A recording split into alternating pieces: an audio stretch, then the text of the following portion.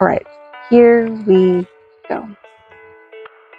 Identifying and using the appropriate writing style or a combination of them can help you reach your intended audience and increase your chances of achieving your desired outcome. As a writer, you want to engage your readers in a story that makes them feel something with the carefully curated characters and worlds that you've come up with. This is Kat the Crowing's author here at the Magic Library, and today we are going to be talking about writing styles.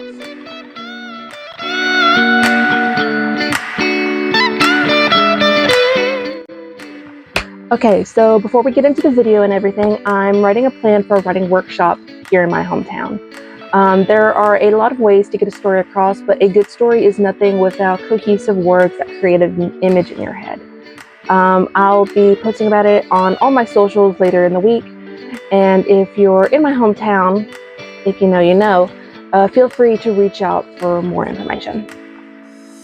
All right, on with the video. As a writer, you want to engage your reader and help them fully immerse themselves in your story. At least, that's my goal. You probably remember that there was a discussion in your English grammar class about writing style, and you've probably forgotten a lot more about that discussion than you realize. Writing style is defined as the way the author expresses their thoughts through language, and there are 5 types. Most think that there are 4, and others think that there are 10, but research in doing research for this video, there are 5 types that are essential in engaging readers. There's expository, persuasive, narrative, descriptive, and creative. Writing fiction is usually a combination of 2 or all 5 of these styles at some point. So, expository writing is used to explain, describe, and give information. The word exposition comes from this, and you're not really encouraged to do a history lesson worth of information at any given point in your story. This is often called info dumping or monologuing, and it makes the writing a little, what's the word? Oh yes, clunky. Just an example, in Arboriah Lux, I sprinkled the information through dialogue with Luxalia because from her point of view, she didn't have any knowledge of the information that was given to her. By doing it in small bits whenever she had questions, she, along with you as the reader, got a bit of the world building and lore that brings insight to the situation at hand. My personal advice would be to use exposition, but very sparingly. You don't want your writing to be Tolkien-esque in its length. Also, just a disclaimer, no shade on Tolkien. The man is a literature and world-building icon. It was just very, very, very long. Tolkien and Edgar Allan Poe will forever be some of my favorite icons when it comes to writing. Also Mary Shelley, but that is for a completely different video. On to the next writing style. Persuasive writing is used to convince readers to change their opinion on the topic being discussed.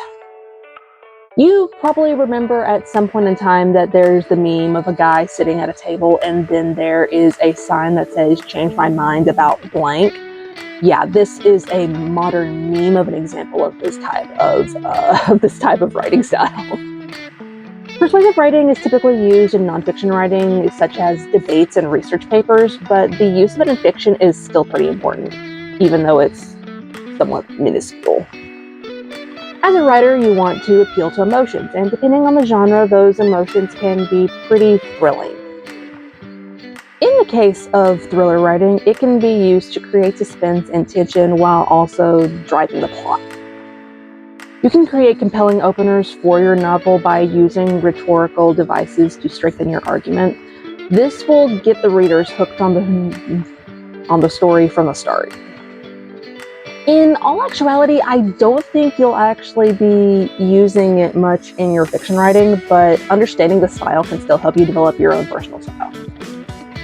All right, let's go on to the next style, shall we? Narrative writing is pretty self-explanatory. Exclamatory or explanatory? Which should I say? Did I say self-explanatory? Anyway, it's a pretty obvious definition. Narrative writing is broadly defined as story writing, a piece of writing characterized by a main character. That story usually engages the characters in getting involved in interesting and significant activities or encountering problems which they have to solve. Whatever genre you're writing a narrative from the point of a main character. This is usually first-person point of view or second-person point of view. I'm actually experimenting a little bit with second-person point of view in one of the stories for the Astral Chronicles. Or you're writing it from the point of an onlooker, which is usually third person, also called a narrator, hence the name. Now that I think about it, I really should have put this at the beginning of the video, considering the whole channel is about writing and storytelling. Anyway, on to the next. The next style is descriptive writing, and again, this is self-explanatory. Please tell me I said self-explanatory the first time. It's defined as writing in which the intent is to create a vivid image of what he, she, they is describing in the mind of the reader. It relies on detailed descriptions, and Tolkien was very well known for this. If you read the first chapter of The Hobbit, it goes into like a 3-page info dump about the hole in the ground and describes the family that lives in the Hobbit hole, and he is specifically talking about Bilbo's parents. 3 pages to discuss the entire family history of the Baggins family, and also about Bilbo's parents in particular, because it was sort of out of the cultural norm. This in particular is an example of using a combination of descriptive writing and expository writing. Descriptive writing helps with setting the scene and giving a clear mental image of the characters. I'd say you use a combination of this narrative and expository whenever you write a story, no matter the genre. Alright, and on to the next and last writing style in this video. Okay, wow, I should have really reordered these before I made this video. Well, I guess there's always learning something when doing videos like this, okay? The last writing style on the list is creative writing. Creative writing is defined as writing which displays imaginative or inventive language. This is virtually the opposite of any kind of academic or journalistic writing. As a fiction writer, you are automatically using creative writing. You use a combination of any of the writing styles above with this to influence your writing style. So that's another self-explanatory explanation and, or not explanation, definition that was sort of being redundant there. But yeah, that's pretty much another self-explanatory definition, and it should be common sense. Depending on your genre, you may use one writing style more than the other. You probably don't use persuasive writing as much as the others unless it's dialogue, but having a knowledge of it and how to use it can help you develop your style.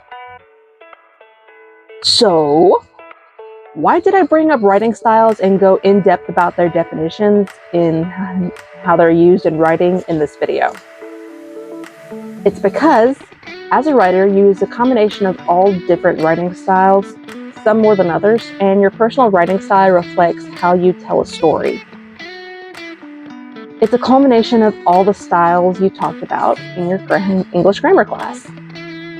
And to me, I think that's very, very important.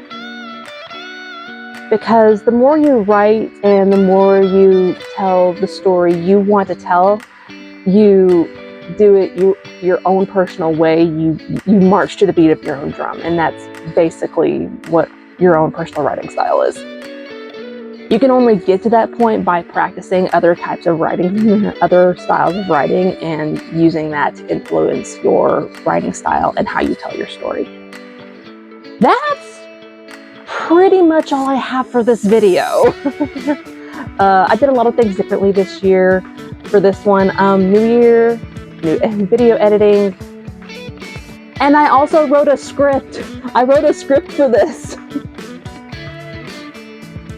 It's still very much a vlog style of how I do my videos and everything, but it's like I needed to have some information, at least something that I can look at. So that's why if you saw me like my eyes just like going off screen, it was me doing that. So I mentioned my debut novel, Arboriah Lux, in this video. If you're interested in reading about an alternate version of Earth with vampires, which is the result of magic being twisted by grief, with some romance and mystery and a villain inspired by Jack the Ripper, you may be interested in this. You can find Arboriah Lux and the sequel trilogy on Amazon. Links for Arboriah Lux, Seraphim Awakening, and Seraphim Bloodlines are down in the description below.